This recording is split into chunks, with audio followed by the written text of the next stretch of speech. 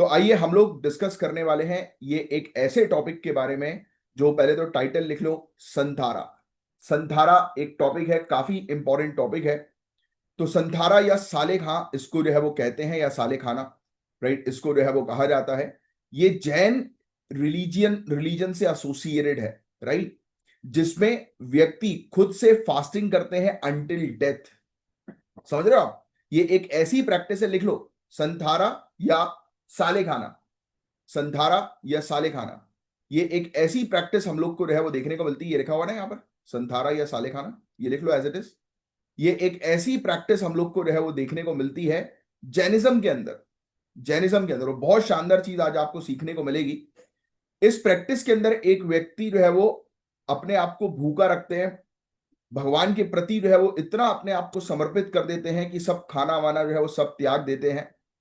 और कब तक? जब तक कि उनको मोक्ष की प्राप्ति ना हो जाए, डेथ ना आ जाए, मृत्यु ना आ जाए, तब तक जो है वो कुछ नहीं खाते हैं। तो काफी कठिन प्रैक्टिस है, और ये प्रैक्टिस हर किसी के बस की बात नहीं है। सिर्फ प्रैक्टिस वो ही कर सकते हैं जो जिन लोगों ने अपनी पूरी बॉडी पे, अपने माइंड पर कंट्रोल करके रखा है। और आज की दुनिया में लोगों का कंट्रोल अपने माइंड पर है ही नहीं, इसलिए तो वो सफलता हासिल नहीं कर पा रहे हैं। लोग सिर्फ कंप्लेन करते रहते हैं कि अरे यार, आजकल जो है वो सफलता हासिल करना जो है वो कितना ज्यादा मुश्किल है, राइट। वो इसलिए है क्योंकि लोग प्रैक्टिस ही नहीं कर रहे हैं वो सभी चीजें जो बहुत ज्यादा इंपॉर्टेंट है। और आज के इस पर्टिकुलर टॉपिक में मैं आपको वो सभी चीजें सिखाऊंगा जो मतलब आपको इस जैनिज्म के अंदर जो है वो देखने को मिलेगी, उससे आपको कुछ सीखने को मिल सकता है, जिससे कि आप अपनी लाइफ को बेहतर कर सकते हैं, राइट।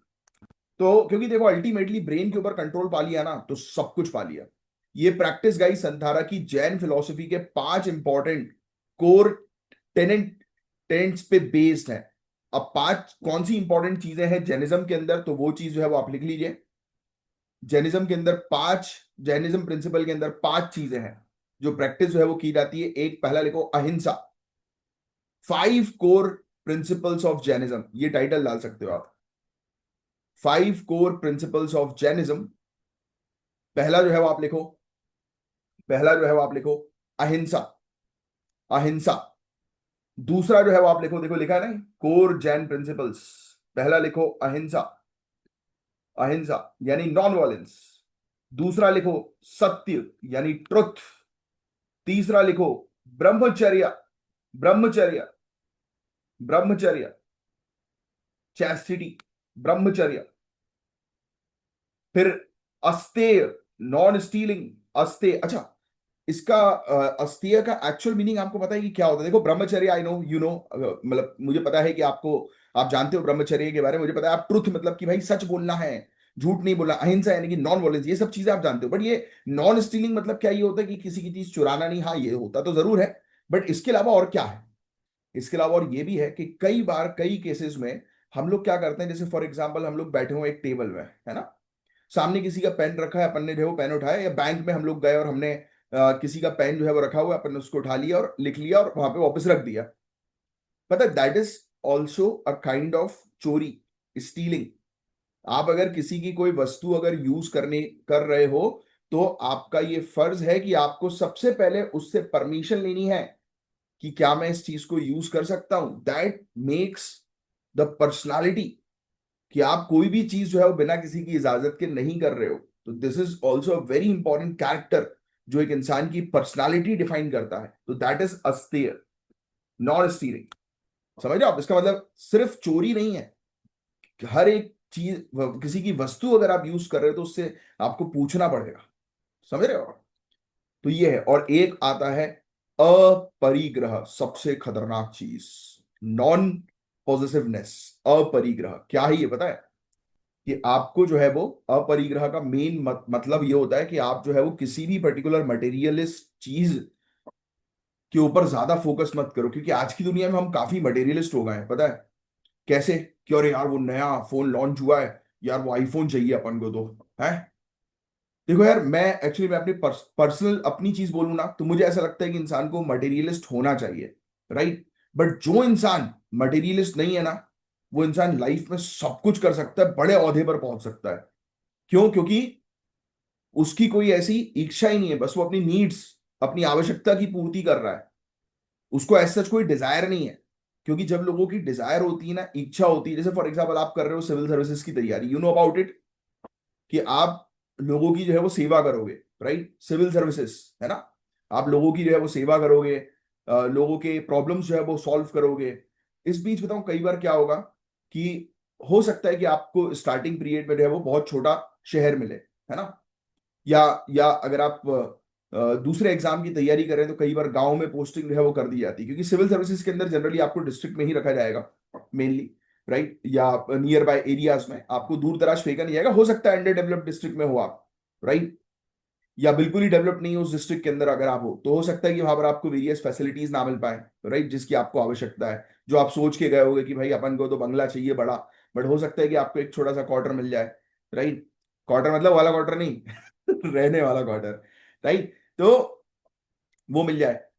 तो हो सकता है कि आपको लग्जरी गाड़ियां ना मिले, है ना, ऐसी नॉर्मल सी कोई भी गाड़ी जो है वो मिल जाए, मिलेगी तो जरूर गाड़ी, है ना, बट आप जो सोच के बैठे कि अरे फॉर्च्यूनर मिलेगी अपन को, शायद फॉर्च्यूनर ना मिले, है, तो ये चीज है, सियाज मिले, बट हाँ वो भी बहुत अच्छी गाड़ी है भाई, ऐसा नहीं है कि सियाज बेकार गाड़ी है, आईएएस ऑफिसर्स को मिलती है सियाज, राइट, और चलो ठीक है, मैं तो बोलता हूँ कि आपको बोलेरो मिल जाए, है ना, जो आप होप करके बैठे हो फॉर्च्यूनर की, अब आपको बोलेरो मिल गई, तो आप क्या होगा कि आपको कष्ट होगा अगर आप मटेरियलिस्टिक हो तो, और जब कष्ट होता है ना तब इंसान करप्शन में चले जाता है, तो इसलिए इन सब चीजों से दूर रहना बहुत ज्यादा जरूरी है भाई, जितना, हाँ, मैं ये मानता हूं कि अगर आपको अपनी लाइफ में चीजें चाहिए तो उसके लिए आप अलग से मेहनत करो, कोई दूसरी चीजें करो, कोई गलत काम बस मत करो, मेरा कहना ये है, इंसान को मटेरियलिस्टिक होना तो चाहिए, ये मेरी फिलॉसफी है, तभी तो इंसान आगे जो है वो बढ़ता है। जैसे कि भाई आज आज आपने जो है वो अपनी मेहनत से जो है वो फॉर एग्जाम्पल कि आई 20 खरीद ली, है ना, अब आपको और मेहनत करनी है कि अब आप जो है वो बीएमडब्ल्यू खरीदो, और मेहनत करो, रेंज रोवर खरीदो, और मेहनत करो, रोल्स रॉयस खरीदो, है, तो वो चीज है। बट हाँ, मेहनत जो होनी चाहिए वो ईमानदारी वाली होनी चाहिए, ऐसा नहीं है कि बेईमानी से आप जो है वो चीजें ले रहे हो, तो ये मेरा मानना है पर्सनल। बट जो ये हमेशा याद रखना, जो सच्चा साधु संत जो होता है ना, उससे जरूर बच के रहना और उसकी बातों पर भरोसा करना, क्योंकि उनको किसी चीज का मोह नहीं होता भाई, आप उनको किसी चीज से खरीद नहीं सकते। मुझे बहुत अच्छे से याद है, हमारे यहाँ पर एक हमारा हमारा दादी का मंदिर है, दादी तो अब रही नहीं, बट उस समय जब वो थी तब एक मुनि बाबा आए थे हमारे यहाँ, तो मौनी बोलते हैं ना, जो चुप रहते हैं, बहुत बड़ी जटा थी उनकी, राइट, और बिल्कुल चुप थे बिल्कुल वो, यानी कि उनका जो है जो था वो एक वो था, प्रण लिया था उनने कि 12 साल तक जो है वो शांत रहेंगे, वो कुछ नहीं बोलेंगे, चुप।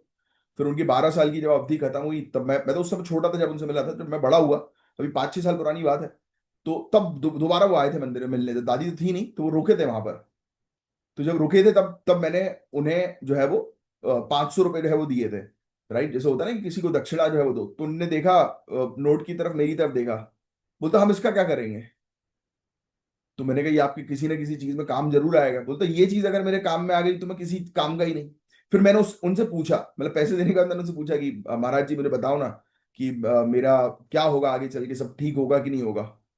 उन्हें कुछ नहीं बोला, उन्होंने बोला कि बस परिश्रम करो, मैं अच्छी चीज करोगे तो अच्छा होगा, है ना, जैसे अपन लोग बोलते हैं कि साधु संत से मिलो वो अपना फ्यूचर जो है बता देंगे, राइट, उनको पता होता है, इनकी शक्ति होती है उनके पास, बट फिर भी बोलते हैं कि नियति नियति के अकॉर्डिंग जो इंसान आपको चलने दे रहा है वो सबसे शक्तिशाली इंसान है, याद रखना, और ऐसे लोग नहीं मिलते हैं। इवन भगवानों की अगर बात करें तो भगवान शिव को जो है वो पता था कि जो सती माता है जब वो अपने घर वापस जाएंगी तो क्या होगा उनके साथ, उनको पता था बहुत अच्छे से, और उसके बाद इस संसार का क्या होगा, वो जानते थे पूरी चीजें, बट फिर भी उन्होंने सती माता को रोका नहीं, जाने दिया।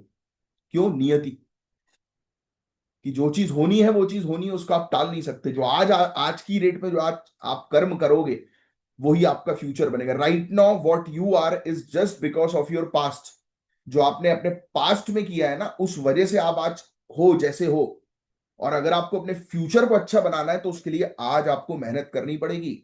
अगर आप सिर्फ सोचते रह जाओ कि फ्यूचर अच्छा होगा, फ्यूचर अच्छा होगा, अपने प्रेजेंट को नहीं सुधारोगे ना तो फ्यूचर कभी अच्छा नहीं होगा। इसलिए हमेशा एक लाइन कही जाती है, जो आप फ्यूचर में बनना चाहते हो, और ये मैं अक्सर कई बार दोहराता भी हूं, जो आप फ्यूचर में बनना चाहते हो उसके बारे में आज से सोचना शुरू कर दोगे ना, आज से, जैसे आपको ऑफिसर बनना है तो आज सोच लो कि आप एक ऑफिसर हो, तो आपका माइंडसेट वैसा बनने लगेगा और एक दिन वो चीज आपको मिल जाएगी। बिलीव करो उस चीज पर जो आपको चाहिए आज ही, तो वो आपको डेफिनेटली मिलेगा। This is called law of attraction as well as ये यूनिवर्स की चीजें हैं भाई। और जो चीज होती है उसी की बात होती है, जो नहीं होता उसकी बात होती ही नहीं है। तो कितना अच्छा टॉपिक है भाई, लाइक का बटन जरूर हिट करना। और ये चीज याद रखना है ना, ये चीज जैनिज्म में प्रीलिम्स में पूछी जा सकती है। संधारा जो है जिसके बारे में मैंने भी आपको बताया, इसको गाइस पता है स्पिरिचुअल डिसिप्लिन माना जाता है, पर क्या ये एथिकल डिलेमा भी क्रिएट करता है? सोचो और कमेंट करो। Ethical dilemma in the sense कि एक व्यक्ति अपने आप को कष्ट देकर उस हद तक कष्ट दे रहा है कि उसकी मौत हो जाए। जो लोग बोलते हैं ना कि मैं सुसाइड कर लूंगा, ये कर लूंगा, वो कर लूंगा, करने वाला बोलता नहीं है, पहली चीज। और ये जो चीज है ना, अपने आप को भूखा रखना उस हद तक जिस हद तक प्राण ना चले जाए, ये भाई साहब हर किसी के बस की बात नहीं होती।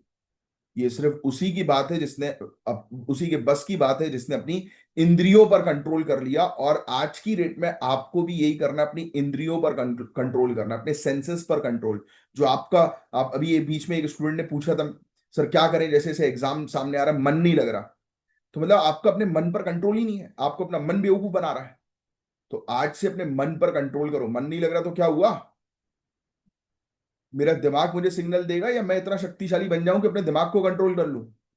जहां आपने अपने दिमाग को कंट्रोल कर लिया ना, वहां आप जो चाहोगे अपनी लाइफ में वो आपको मिलेगा। आइए, एक और चीज मैं आपको बताना चाहता हूं, जो शायद न्यूज, हाँ न्यूज में हम लोग को, हाँ आइए, 2025 में इंदौर में एक घटना के बाद ये टॉपिक दोबारा हेडलाइंस में आएगा इस, जहां एक जैन साधु ने संथारा दिया एक 3 साल की टेम्पररी इल बच्ची को। टेम्पररी यानी कि कुछ बीमार थी बच्ची, जिसके बाद उसकी डेथ हो गई। 3 साल की बच्ची को संथारा दिया गया। आपने शायद ये चीज रील्स वगैरह में देखी होंगी, या कहीं ना कहीं देखा होगा, इग्नोर किया होगा, बट ये चीज न्यूज में हम इसीलिए पढ़ रहे हैं क्योंकि ये न्यूज में आई है। किस किस ने ये न्यूज जो है वो देखी थी, मुझे कमेंट बॉक्स में बता सकते हो?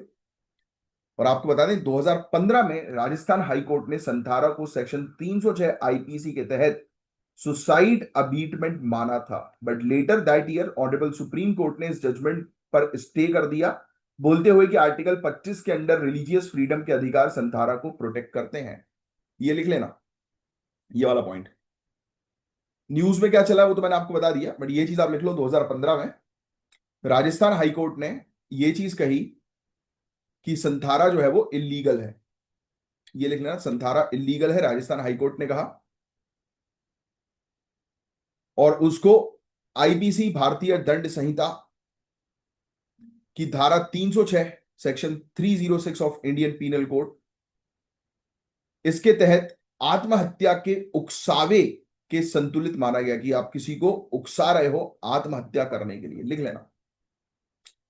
फिर उसके बाद में हम लोग को देखने को मिला उसी सेम ईयर पे ऑनरेबल सुप्रीम कोर्ट ने स्टे लगा दिया और कहा कि नहीं भाई, आर्टिकल 25 के तहत जो है वो प्रोटेक्शन दी गई है ना। ये भी लिख लेना, फंडामेंटल राइट्स के अंदर आपने अनुच्छेद 25 को पढ़ा है कि भाई प्रोटेक्शन दी गई है और संथारा जो है वो आर्टिकल 25 के तहत प्रोटेक्टेड है, तो इस पर अभी और विचार किए जाएंगे।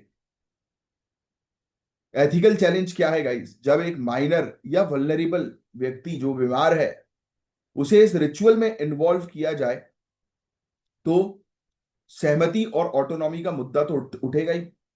क्योंकि वो मेजर तो है नहीं, 18 साल से ज्यादा की उम्र उनकी है नहीं जिससे कि सोचने समझने की शक्ति उनकी डेवलप हो। तो जिसकी सोचने समझने की शक्ति ही डेवलप नहीं है उसको आप संधारा में इन्वॉल्व कर दो, और यहां तो 3 साल की बच्ची यार। तो कई बार ये सब चीजें सवाल उठाती हैं, समझ रहे हो आप? आइए कुछ और चीज मैं आपको बताता हूं। जैन कम्युनिटी के लिए संधारा गाइज एक अल्टीमेट स्पिरिचुअल एक्ट है।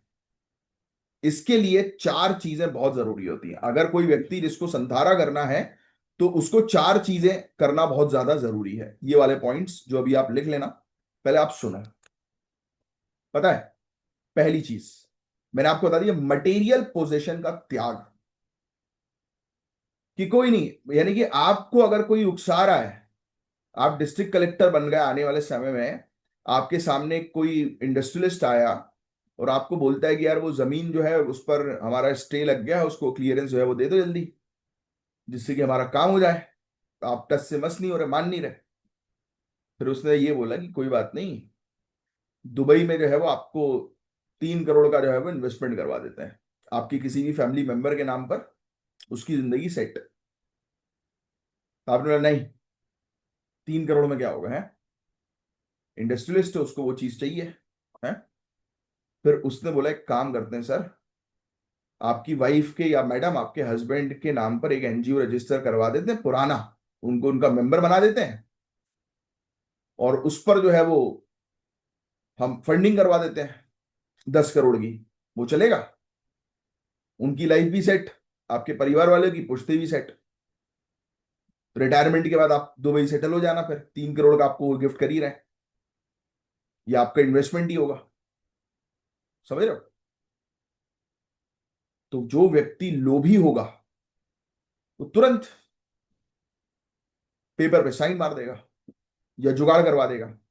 जो लोभी नहीं है वो तुरंत एक फोन घुमाएगा, या फिर उसको बोलेगा कि आप खुद दरवाजे से वापस जाएंगे जिससे आप वापस आए हैं, तो बोलोगे आप कि जो एंट्री है वही एग्जिट है ना, तो आप जा सकते हैं, थैंक यू।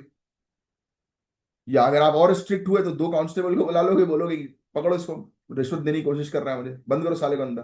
तो ये चीज, मटेरियल पोजीशन भाई, जिसने इस चीज पे कंट्रोल कर लिया ना अपनी इच्छा पे, वो सब कुछ जीत सकता है। आज की डेट में आपको बंद कमरे में बैठकर तैयारी करनी है, पढ़ाई करनी है, आपके दोस्त हर वीकेंड पे पार्टी कर रहे हैं, रील्स डाल रहे हैं, तो आपका मन कर रहा है कि काश मैं भी पार्टी करता। This is also material position, कि आपको कहीं जाना है, आपको चीजें चाहिए, आपको वो लग्जरी लाइफस्टाइल चाहिए। बट अगर आप वो चीज त्याग के अपनी सिर्फ पढ़ाई पे लग जाओ, तो भाई साहब गेम आपका है। नेक्स्ट इमोशन, ये बहुत इंपॉर्टेंट, बहुत मजे मस्त लगता है मुझे ये वाली चीज। सबसे इंपॉर्टेंट चीज मुझे लाइफ में ये लगती है, emotional detachment from loved ones. और ये मैंने हमेशा कहा है कि अगर तुमने किसी को जता दिया ना कि तुम किससे कितनी मोहब्बत करते हो, तो तुम ग्रांटेड हो जाओगे। कभी लाइफ में किसी को भी ये मत जताना कि how much you love them, because तुमने अपने प्यार का इजहार कर दिया ना, उस दिन से सोच लेना कि तुम्हारा गेम ओवर है, कटेगा तुम्हारा बहुत गंदा। तो ये चीज होती है भाई, और ये लाइफ का सत्य है। कभी किसी को ये मत बताओ कि तुम्हें भूख लगी है, क्योंकि जब आपको भूख लगती है ना, तो आपको रोटी कोई नहीं देता। बट अगर सामने वाले को पता है कि आपका पेट भरा हुआ है, तो सब आपको खाना ऑफर करते हैं। ये लाइफ का सत्य है। ये शायद आपने ऑब्जर्व भी किया होगा अपनी जिंदगी में। जब आपको पैसों की जरूरत पड़ती है, तब कोई आपकी हेल्प करने के लिए नहीं खड़ा रहता, और जब आपकी जेब भरी हुई होती है, तब 50 लोग आके ये बोलते हैं, अरे यार तुमने बताया नहीं यार, पहले मुझसे तो एक बार कांटेक्ट करते भाई। है, जब आपकी स्थिति अच्छी है तब लोग अच्छे हो जाते हैं, जब आपकी स्थिति खराब होती है तो लोग खराब हो जाते हैं। तो दिस इज लाइक कि आप किसी को इतनी अहमियत मत दो कि आपकी खुद की अहमियत खत्म हो जाए। This is what emotional detachment from loved ones. इंसान इमोशनली बेवकूफ बन जाता है। तो आपको ये चीज समझना जरूरी है अपनी प्रिपरेशन के दौरान, नहीं तो फिर जो इमोशनल, जो वो आता है ना ब्रेक डाउन, वो इंसान की प्रिपरेशन सब खत्म कर देता है। तो अपने आप को स्ट्रांग रखो अंदर से। फॉरगिवनेस, बट ये इसको मैं नहीं मानता हूं, वैसे ये जैनिज्म की फिलोसफी के अंदर है फॉरगिवनेस, कि माफ कर दो भाई। अब मैं बोलता हूं माफ किसी को नहीं करना भाई, माफ किसी को नहीं करना। दंड सबको मिलना चाहिए, जिसने जो किया बेटा भुगतेगा तो तू ही। ठुकरा के मेरा ठुकरा के मेरा प्यार मेरा इंतकाम देखेगी। राइट, नहीं इतना भी नहीं करना है, बट हाँ मतलब इट्स लाइक कि मूव ऑन। सबसे मेन चीज बताऊं क्या होती है किसी को दंड देने की? इग्नोरेंस। किसी को दंड देने का मतलब ये नहीं है कि आप जो है उसको जाओ बेइज्जत करो, ये करो वो करो। इट्स लाइक मुस्कुराओ एंड इग्नोर, और कहो किसी ने तुम्हारे पैसे लेके भाग गया, मुस्कुराओ, बोलो कि जा भाई। फिर जिंदगी में उसकी शक्ल मत देखो, अपने काम पे लगो, आगे बढ़ो। फ्रस्ट्रेट होना ही नहीं है, मुस्कुराना है, बोलना है कि चलो सबक मिल गया। और बहुत इंपॉर्टेंट चीज जो मैं डेली बेसिस पे करता हूं, अभी तो ज्यादा नहीं हो पा रहा है, 10 मिनट से ज्यादा, 15 मिनट से ज्यादा नहीं कर पाता मैं, बट एक टाइम था 4-5 साल पहले, एक एक घंटा बैठ के मैं मेडिटेशन करता था। और अब मुझे दोबारा शुरू करना है, and I will do that.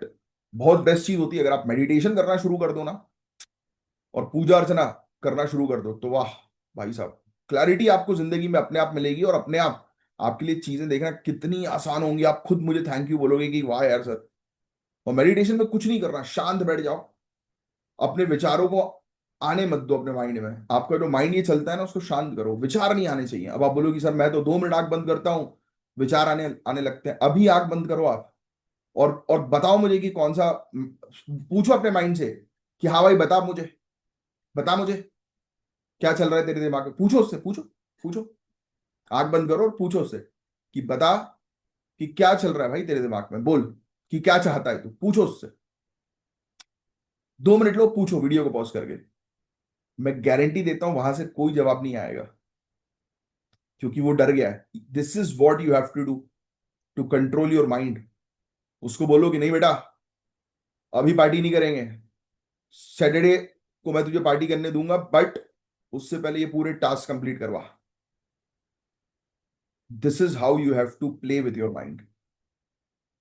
तो ये था गाइस एक टॉपिक, और ये स्ट्रिक्टली तभी फॉलो होता है जब कोई इनक्यूरेबल डिजीज हो, बहुत ज्यादा ओल्ड एज हो, या फिर फेमाइन जैसी एक्सट्रीम कंडीशन हो। ये बेसिकली जैनिज्म की फिलोसफी में संथारा की बात करें, बट मैं आपके पॉइंट ऑफ व्यू से बोलूं, आपकी तैयारी बताऊं कब बेस्ट होगी, सबसे बेहतरीन तैयारी आपकी कब होगी, जब आप किसी कष्ट में होगे। और अगर कष्ट में हो उसके बाद भी तैयारी नहीं कर रहे हो, तो आप सोचो कि आप कितनी बड़ी गलती कर रहे हो। अगर आपकी फैमिली कंडीशन, फाइनेंशियल कंडीशन सही नहीं है, आपके माता पिता को अगर किसी ने बेइज्जत किया, आपके परिवार वाले ने, तो उस बेइज्जती को दिमाग में रखो। रिएक्ट नहीं करना है, सिर्फ दिमाग में रखना है, और सिर्फ पूरी ताकत उस समय लगानी जिस समय आपका मन नहीं लग रहा पढ़ने में। आपकी बेइज्जती किसी ने की हो, उसको याद करो। ये सब चीजें होती हैं, मेमोरीज होती हैं, ये आपको शक्ति देती हैं। अगर आपको पता है कि आपको अपनी पूरी फैमिली की जिंदगी जो है वो ठीक करनी है, तो डेफिनेटली करो भाई तैयारी। तो काफी अच्छा टॉपिक था आज भी। संथारा एक लीगली ग्रे जोन में है। ऑनरेबल सुप्रीम कोर्ट के स्टे के बाद भी इसका इंप्लीमेंटेशन डिपेंड करता है कि रिलीजियस ओवरसाइट और इंडिविजुअल कंसेंट पर, कि एक व्यक्ति अगर फॉलो करना चाहता है तो उसको रोका नहीं जा सकता, क्योंकि आर्टिकल 25 के तहत वो प्रोटेक्टेड है, क्योंकि वो खुद की इच्छा से हो रहा है। बट यस, ये एक बड़ा इशू है कि वो अगर खुद की इच्छा से नहीं हो रहा, तो that is a biggest issue, है ना। इसके अलावा भी जैन की किताबें ये लिख लेना, Ratna करंद Shravakachara, 4th century AD, जिसमें इसके बारे में जो है वो चीजें दी गई हैं संधारा के बारे में। तमिल की एक किताब है, ये देखो, ये तो बहुत ही इंपॉर्टेंट किताब है, इससे रिलेटेड अक्सर क्वेश्चन आता है। सीलापद्दीकरम, नील केसी, इसमें प्रैक्टिसेस के बारे में मेंशन्ड है। फिर आप जानते ही हो यार, एक संत थे भद्र बाहु, चंद्रगुप्त मौर्य के बारे में तो आप सभी लोग जानते ही हैं। इन्होंने श्रवण बेल गोला में जो है वो, ये पढ़ा होगा आपने एंशियंट इंडियन हिस्ट्री में। श्रवण बेल गोला में जो है वो, ओ सॉरी, मेडिवल में, श्रवण बेल गोला में इन्होंने जो है वो हासिल किया था संधारा। कहां पर है श्रवण बेल गोला, कोई मुझे बता सकता है कौन सी स्टेट में है? कमेंट बॉक्स में लिख कर बताइए। तो ये था पूरा ओवरऑल टॉपिक। होपफुली आपको चीजें अच्छे समझ में आई होंगी, और मैंने कुछ चीजें बताई होंगी तो आपको शायद क्लैरिटी रहो मिली होंगी। तो मेरा ऑब्जेक्टिव यही होता है इस पढ़ाते पढ़ाते आपको एक प्रकार से मोटिवेट भी करना, जिससे कि आपकी पढ़ाई जो है वो कंटिन्यू रहे। क्योंकि ये सब चीजें तो पढ़ा हर कोई लेगा यार, बट इसको पढ़ना और समझने में बहुत डिफरेंस होता है। That is what I do for you guys. Guys, अगर आप UPPCS, BPSC, UKPSC, RO ARO, BEO, UP triple SC exam, या फिर इवन हरियाणा, राजस्थान या छत्तीसगढ़ पीएससी की तैयारी कर रहे हैं, तो आपके लिए ज्ञान सर का स्पेशल पेड बैच है। इन दिए गए नंबर पर कांटेक्ट करके इस बैच को जो है वो आज के आज ज्वाइन करिए। यहां पर जीरो से लेकर सिलेक्शन तक की गाइस प्रॉपर तैयारी करवाई जाती है।